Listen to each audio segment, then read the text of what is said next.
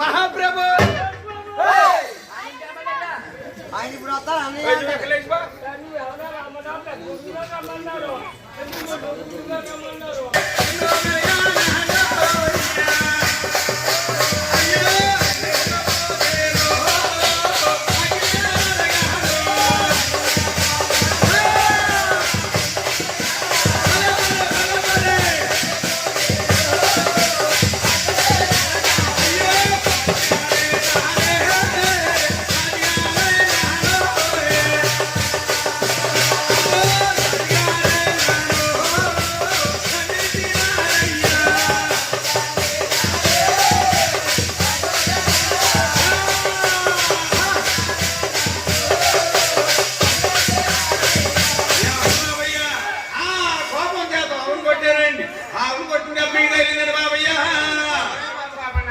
మీ రాజుగారు చేసిన తప్పే నువ్వు చేసిన తప్పే కాబట్టి నీకు సామాన్యంగా పెడతాను.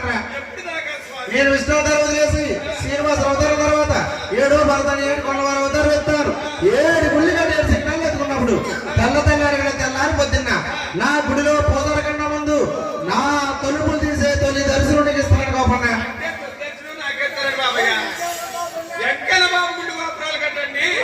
రోజు కొన్ని లక్షలు జరగలుగుతారట. ఇంతమంది జరగలినా తెల్లారి గంటల 3 గంటల కొల్లలపై కలుపు తీస్తేనే కానీ ఎప్పటికీ దర్శనం అవుతుంది. గుళ్ళో ప్రేమ కూడా ఉండదు. ఆ 3 బగ్గల పాలు ముత్యాల పాలు బండి తిరుపతి పాలు నేనే చెప్పాలంటారు బాబయ్య. అప్పుడు దాకా కళ్ళునే ప్రబోధరాగి అడుగురాజ్యాలు రిమ్మంటారు తిరగమంటారు బాబయ్య. దొరికిన పీకి తినేస్తాను.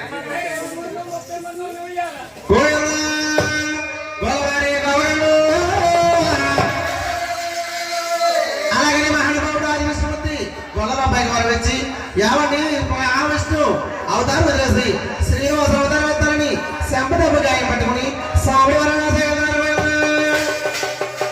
నాయన ఇంతవరకు కూడా విష్ణు అవతారం అనేది జరిగేదంట.